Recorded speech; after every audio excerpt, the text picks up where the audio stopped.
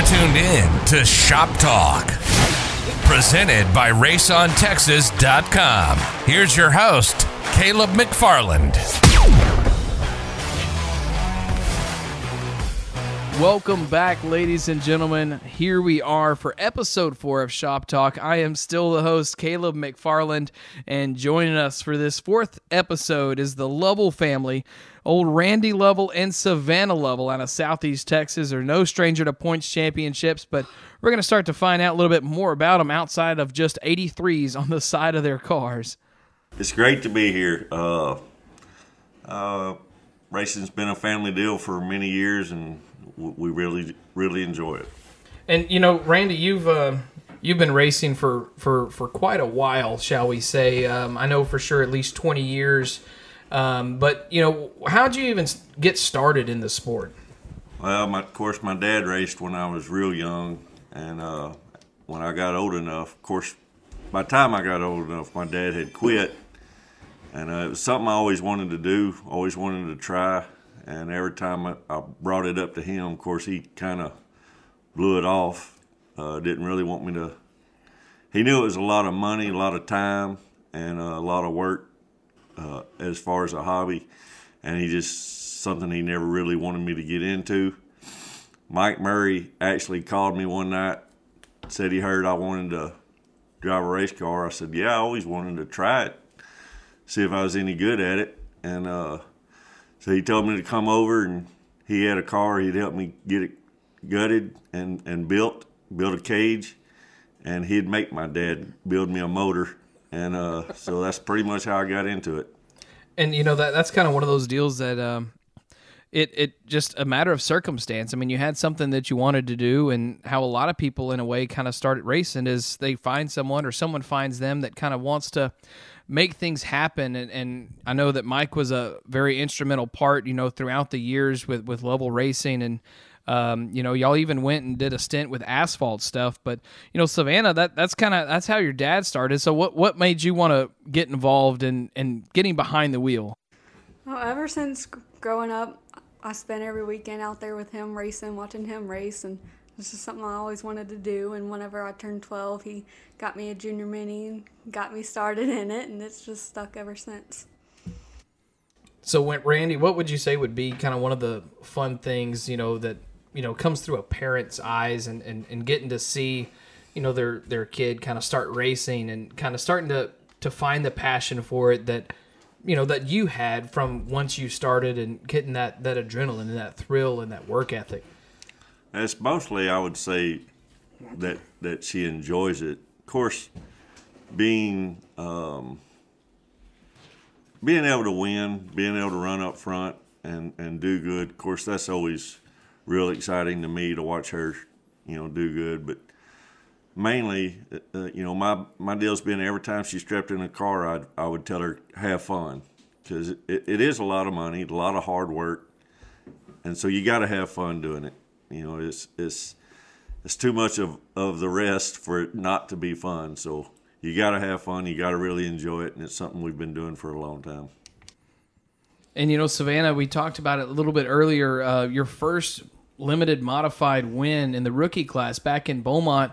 Very eventful night. You got sent to the back of the field and worked your way up. You know, you've had wins in junior minis, but, you know, first time, you know, in a big car per se. I mean, even outside of running factory stocks. But, you know, what's it like to get to have that moment of working through the field to get, you know, your first career win in a new class?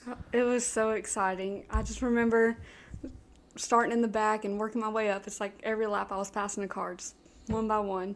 And then towards the end of the race, I realized I was in second place and working on getting past that first place car. And I think we had a caution, and he was it was at Beaumont, and he was in the staging lane right there in front of the grandstand, so I could see him. And he climbed out of his car and he looked at me and he pointed to his head, told me, just calm down and think about it before you mess up. And once I actually passed him and got in the lead, and all I could see was him jumping up and down at the fence, because that was my first win. We were both so excited. And, you know, I remember a race. Y'all both run factory stocks, y'all both run limiteds, but I had the pleasure of being on the call for it, and back in not limited modified, back in the factory stock class, it was Lovell up front 1-2, and it was just a matter of if it was a Savannah Lovell or a Randy Lovell that was on the point that whole race. And if I remember right, Randy, you had an opportunity there to dump her going into 3 and 4, but you decided to let her have the moment. So what's it like? We talked about and mentioned the aspect of getting to watch them start racing and finding that enjoyment with it, but what's it like to be on the track right there with her, running wheel to wheel, door to door, lap after lap, and just being in the moment throughout the whole entire thing, and just watching, I guess you could say, history in a way just happen in front of you as a passing the torch kind of deal? Yeah, that's probably some of the most fun I've had. We've only had probably 3 races where we actually ran door to door, side by side, or bumper to bumper, and that's been some of my greatest or funnest times I've had racing with her.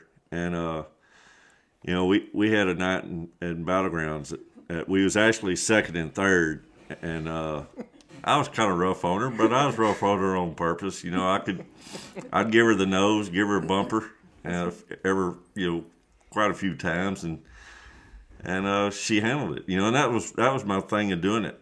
I've had grown men that all I'd have to do is show them a nose, and they'd mess up the next corner. And I hit her pretty hard a couple of times, but she still ran her groove. She hit her marks and ran her groove lap after lap, no matter what I done. And that was great for me to see the concentration that she had, and the confidence and ability that she had. That was great for me, racing with her like that. So did you know that he was behind you? I mean, out of all the people, it's like, who is it? Yeah, that's Dad. I mean, like, at that point, I mean, you mentioned trying to rattle your brain. Like, so how do you just kind of get that out of sight, out of mind in that moment? Yeah, I knew it was him because I knew we were running right there, and every time he'd hit me, I knew he was just trying to teach me how to handle the car if someone else were to do that. And you just can't think about it too much. You just got to drive it like you know how. Oh, learning experience, to say the least. I get, one of those definitely a teaching on the job site training kind of moments. And you mentioned grown men. You show them the nose, kind of rattle their cage a little bit. I think you were there that night at J&J. We were racing go-karts. I was leading a 30-lap main until the last couple laps, and a good friend of ours, old Bo Begno, pulled up beside me. Hey, buddy. I went in there on the restart, overshot the corner, and that is all she wrote. Yeah. So it happens. It's definitely an aspect of racing that people don't really take into account. It's you can have nice equipment, you can be right on top of setup, but the mental game is really pretty much where it's won and lost, huh? Yeah, I've done it before, just driving in over my head. It's the first time we ever raced against each other in the factory stocks. We were side by side for a few laps, and he started to pull away from me. So that next corner, I just went in, overdrove, and spun out. And it's just it's really a mental thing. It is. It takes, I don't know, confidence and feel. You got to know what you and your car's capable of doing lap after lap, and so when you can show somebody.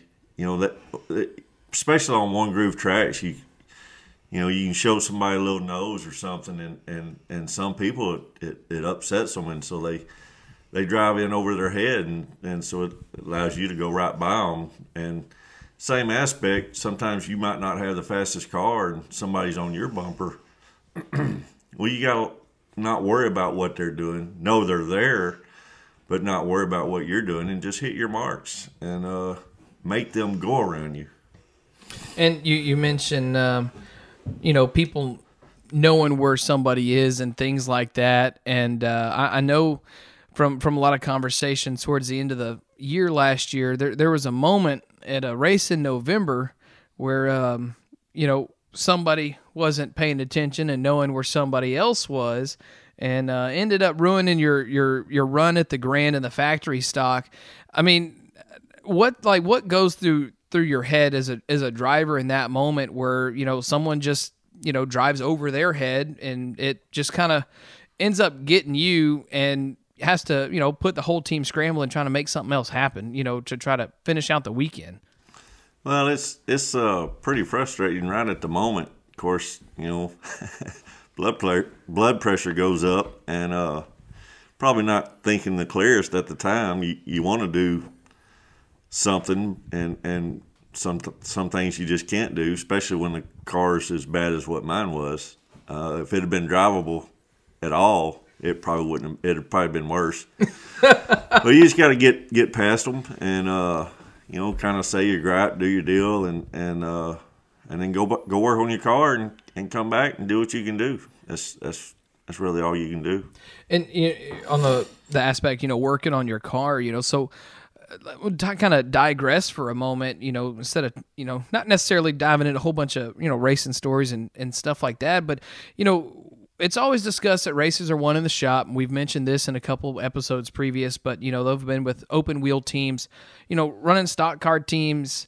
What would you say, you know, is the biggest thing when it comes to being successful week in and week out regarding your maintenance and things that are done in the shop, as far as, you know, like what you do specifically? And go ahead and get a list together, Savannah, because we're going to have some specifics for you to make. Yeah, you can start laughing, but, you know, it's okay. We'll... You know, I can't say that I really got specifics. I actually have a problem with settling in on you know, when I get fast and I have a fast car and I know what works, I kind of get settled into sticking with it instead of trying new stuff or trying something different.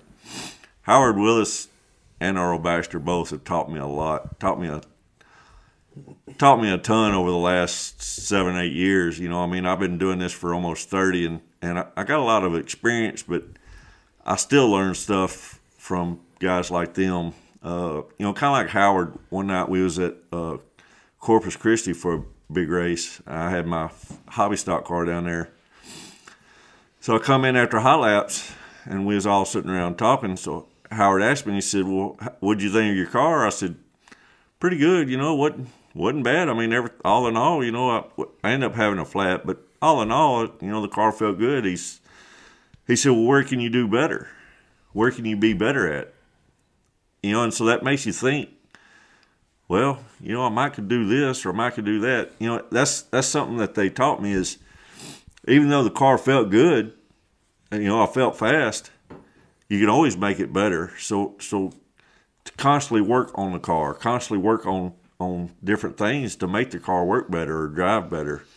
You know, you might be fast, but don't mean you're the fastest, or you might be fast enough to win, but make it faster.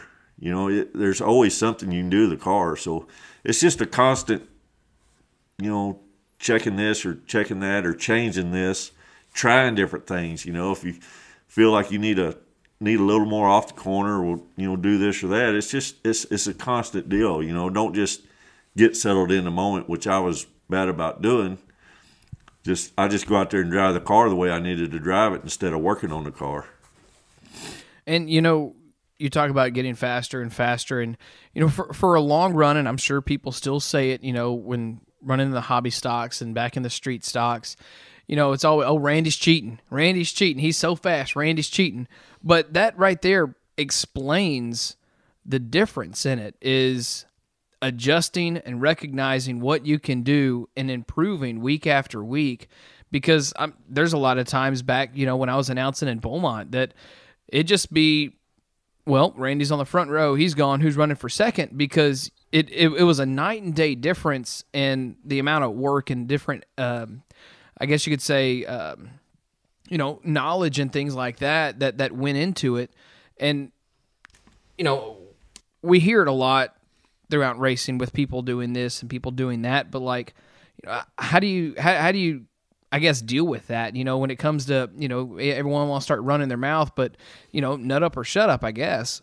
Yeah, pretty much. You know, it don't bother me. You know, I have been hearing it for years, you know, how my motor's illegal, my motor's this, my motor's that, and it's kind of like back in, I think it was 2016, 2017. I'm not sure. Anyway, we was running a car. We was fast. We'd been fast, and so a guy hit me up about buying one of my old motors, and I said, "Yeah, I'll sell you one of my old ones." One was when we was running crate motors, and so that night I ended up winning the feature in my street stock, and so I'm sitting at the take pad, and the guy comes up and says he wanted to buy one of my older motors, and so he asked me. He said, "Well, how much you sell me this motor for?" And so I basically quoted him my price at what a brand new crate motor cost. And so he pointed at it again. He said, "You'll sell me that motor right there for that." I said, "So what it'll cost for me to replace it, that's what it'll take for you to buy it." And he said, and so he pulled out the money and handed me money down. He said, "I'll be right back with the rest. Go ahead and start pulling it out tonight." He said, "I want it in the back of my truck tonight." And so we pulled the motor, and as we're pulling it, he realizes we're pulling the motor, and he's done paid me the money. He said, "Well, if anything else, maybe this would prove to everybody that, it's not cheated up, because it's straight from, basically we bought all of ours from Jegs, it comes straight from there, so we don't do nothing to them but put them in the car and run." And so they've been talking about, even before crate motors, I had motor. I was told one of my motors was a 383, and you hear all kind of stuff, and so you just gotta let them talk. Just let them go work on theirs and try to get better. I guess we're fast, and this is what we're running. We're legal. Check it. We win too many times or too often. We're at tech week after week after week. We're in the tech. If not for first, for second, we're in the tech. So they're checking our stuff. We can't run illegal because we're going to get checked. And so we've always ran legal. We make sure our stuff's right. You can win and be legal. We've proved it time after time after time again. So it really makes it fun for me to hear people talk all the trash, because they think I'm cheating, and I'm wearing them out, and I'm perfectly legal. So it really makes it fun for us. And that's kind of like the thing they say is, when you have someone that's racing with you, and they're sitting there, trying to rub on you, wanting to drive you rough, and the best thing you could do to make them even angrier is to just pass them clean. Like, that's one of those things, just insult to injury. I mean, they buy your motor, it is a legal motor, you go back out there, do the same thing the next week, and it's, okay. I mean, I guess it's just one of those deals. But Savannah, what about you? I mean, you've been in the ball game enough. 21 years now, or say 21 years old now. So you've been racing for almost. I got to do math. I don't like doing math. I've been racing for 8 years. There it is. I was going to say 10. I was going to give you a couple more. So what would be like some of your stuff? Of course, traditionally race on Saturday, wash day Sunday, but from Monday to Friday, like what's some of the stuff that goes through your head as far as, your maintenance in the shop and things like that to help you in your car? Because, I mean, your dad's been doing it long enough that he's in a rhythm. He knows what he's got to do. He's got his list. It's just almost out of sight, out of mind, I guess you could say. But I mean, do you have like a written or mental list of things that you want to accomplish throughout the week? Mostly, I definitely just talk to him and see what we need to do, what we need to change, what we need to check, and see what we can fix on it if there was damage the last weekend. And most of the time I'm at home doing schoolwork, so he'll help me out and fix things if I can't get to it, and he's always been very understanding about that. But I try to get out there as much as I can when I do have time to work on it and learn more than. And it's it's now approaching 2021 season. I saw on Snapchat you're working on the car, but you had a little bit of body damage from the end of 2020, and I was giving you a hard time about it, and you say, well, between getting off work and being at the house, and 2020 wasn't a really big year for a lot of people, but I mean, you got yourself a house. Here you are. We're actually, live from the home of Savannah Lovell, and it's kind of cool. It's you've got your own house now. You've got your own racing deals. So like, how do you balance it all? And with starting school this coming semester in a couple of weeks when the university starts back. So how do you balance it all? It definitely takes a lot more time. If you feel like you don't have as much time as when I was just over there and had more time after work or after school to go work on the car and get stuff done. So it's just, you got to figure out when the best time is to work on it and plan for time to work on it. And that's kind of one of those big deals, time management. It segues into a lot of aspects of life, not just, outside of racing, but, in racing and knowing, what you have to do and how much time you have to do it. But I guess that all kind of would segue back to the work ethic thing, and I mean, Randy, you kind of hit the nail on the head, a moment ago, as far as taking that time and making sure to get everything done, within that week and tweaking things here and there. But, as far as off-season stuff goes, what's on your list? I mean, here we are, it's middle of January, first race, we'll say, I believe, is going to be in middle of March. So, we'll estimate about 2 months until your first green flag. So where are you at with kind of getting ready for 2021? A lot slower than where I normally am. Of course, normally, over the last 4 or 5 years, it seemed like I built a new car every year. So I started probably mid-December, and started building the cars, and several of them were like my limited 2 years ago when I started on it. It was just a bare chassis. It was used that I got picked up, and so I just had to start putting parts on it and built the body for it. I put a body on Savannah's, and I don't know, it's just going out there and putting new bodies is what I've been doing most of the winters, and along with building a car. I didn't have to last year or this year. We just putting bodies on them and switching motors around. I hurt my old crate motor at the Havoc last year in my Limited, so I'm just going to put my old street stock motor back in it. And not much to do there. Build a few body panels for it. Got to build another body for Savannah's. Work's been crazy, so that's kind of kept me out of the shop, just working. Got to make a living first, and that kind of helps pay for our racing. And so I'll get out there soon. I've actually only had 1 weekend out there working on the cars, so hopefully I'll get another couple of jobs wrapped up and get my weekends freed up to where I can get back out there and get busy on them.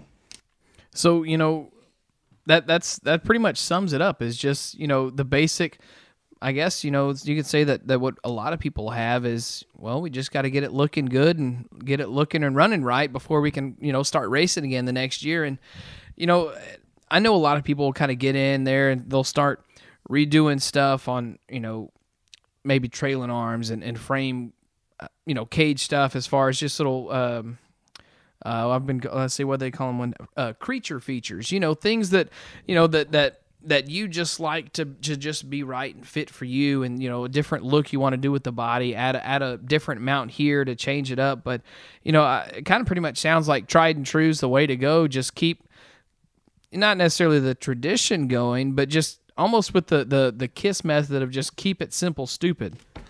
Yeah, I mean, you get you do some things certain ways, and so you get used to doing them that way, and it makes it easier for you when you're out there rebuilding different things or going over the car. You know what it's supposed to be, and so it's easier to stay a little more routine when you've done it for years. just a few years, huh? Just a few. So Savannah, rewind. I had to change that. So Savannah, with that, you've got your list of things that you need to do to get ready for 2021. So, it's almost kind of in the wait and see game, kind of idle right now. But in life, we always do a lot of looking back and reflecting on things. So if you had to in the moment right now, look back on some of your moments in your racing career thus far, what would you say would be like one of your top favorites? And you can't use the Limited race, and you can't use the one in Beaumont when y'all went door to door running lap after lap. So you got to pick. You got to pick from something else outside of that one.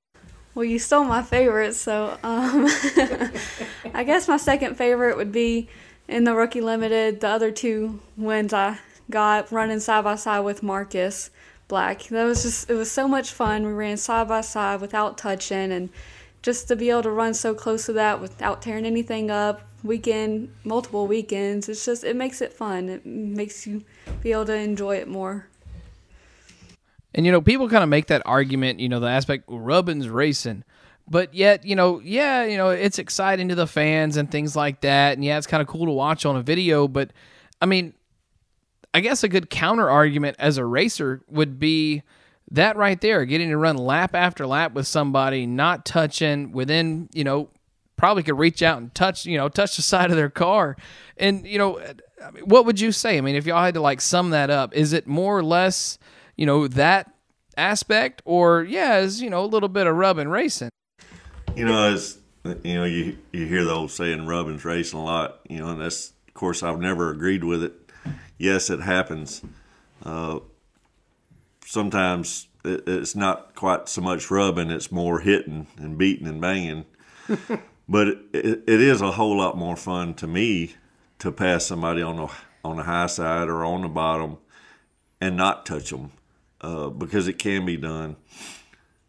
One time, it's many years ago, in Beaumont, I started in a heat race next to Jerry Ayler. Long-time racer. He'd race you clean or he'd race you dirty, depending on how you did him. And we ran side by side for 7.5 laps. And I mean side by side, door to door. You couldn't put a car between us several times, but we never touched.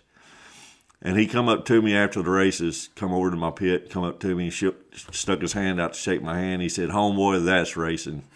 He said, "That's when it's fun." He said, "We proved it to him right there. You can race hard side by side and not even touch." And that's when it's more fun and exciting to me. Yeah, you can run in underneath somebody, door them, bump them up, push them, knock them out of your way, but that's not racing. Our little stint with asphalt, when we done it, we tried it for about a year, I guess. Them guys over there, they're all about dumping you. My first night of racing, I actually led part of the feature, and then I fell back to second. And I was all over the first place car. I could get underneath him, get close to beside him, but I couldn't get enough to get ahead of him. And so I ended up second after the races. So many people come walking by like, "Man, you could have dumped him. You had more than enough opportunities to just dump him. Why didn't you dump him?" And I'm like, I'm not really understanding what they're talking about. Well, as we were around the asphalt more, especially, several of them guys, they would dump you because you go the back.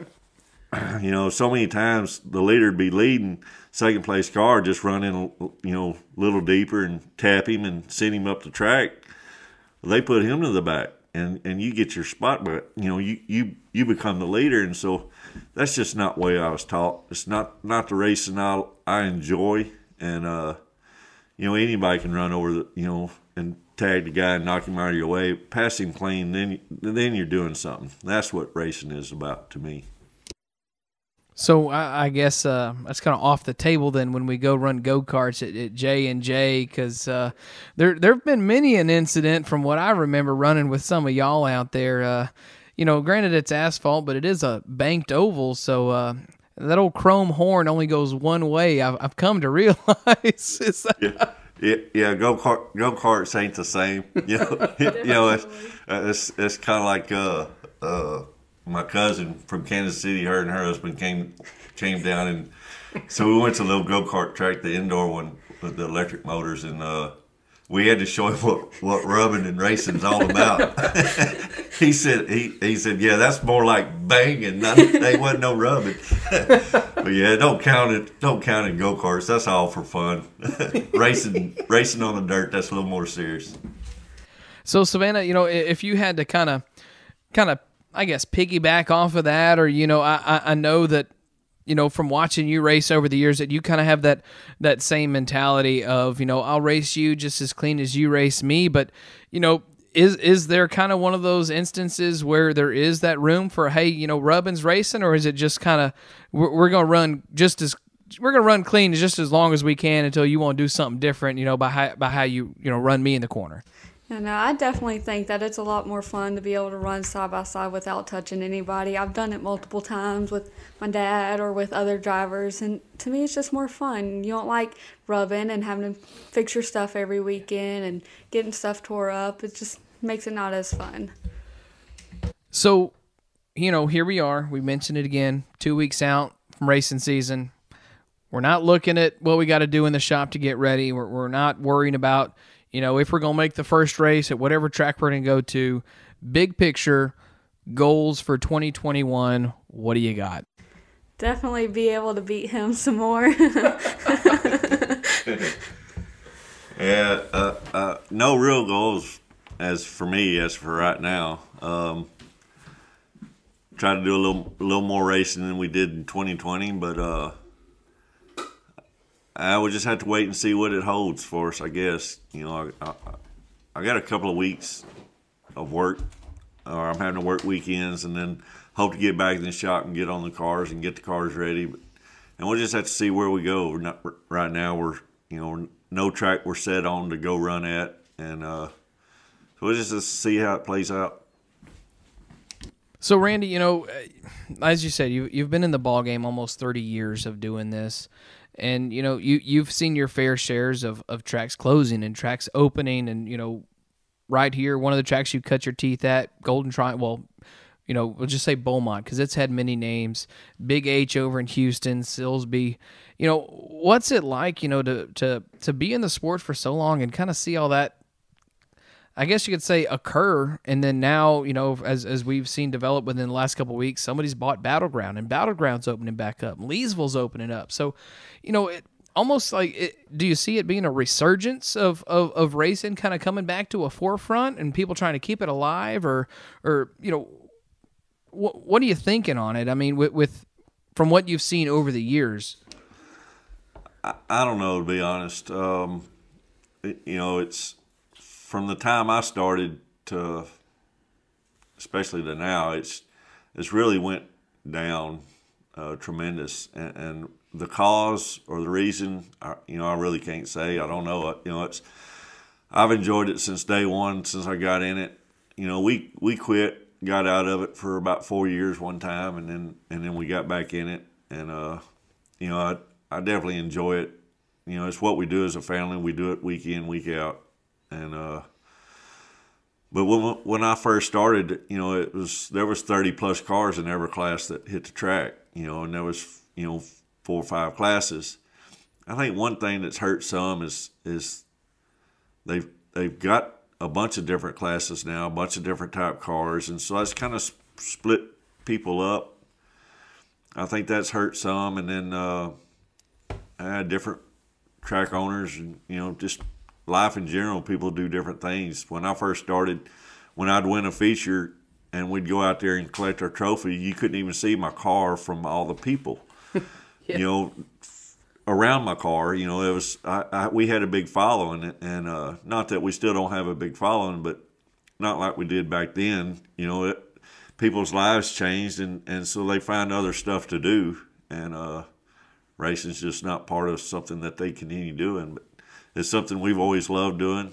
I've always loved it, and fortunately, my wife always loved it, and so that allows me to keep doing it without hearing any griping or complaining like probably some guys' wives do. And then, of course, my daughter loves it. And so that keeps us together as a family. And that's what we do. That's what we do is racing. And that right there, you brought us back full circle from where we started. It's all about that family time and that enjoyment and having fun, enjoying something all together, that you can spend time, not just, on the weekends, hey, let's go hang out, but, you're in the shop, you're learning, you're passing things on to the next generation. And, that arguably is what keeps the sport going, is the generations passing it on down.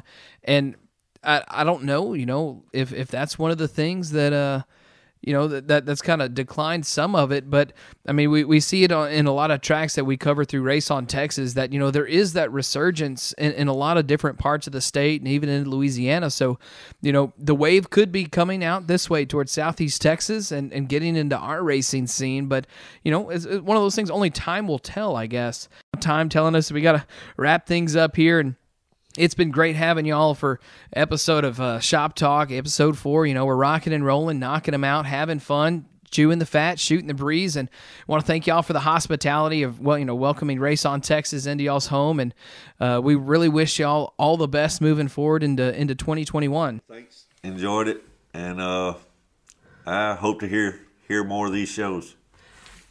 Well, ladies and gentlemen, that's going to do it. We thank you for tuning in with us. If you have any questions, comments, concern, you can feel free to shoot us an email or a message on Facebook. As always, when I end things when I'm behind the microphone, I'm Caleb McFarland. Thank you and good night.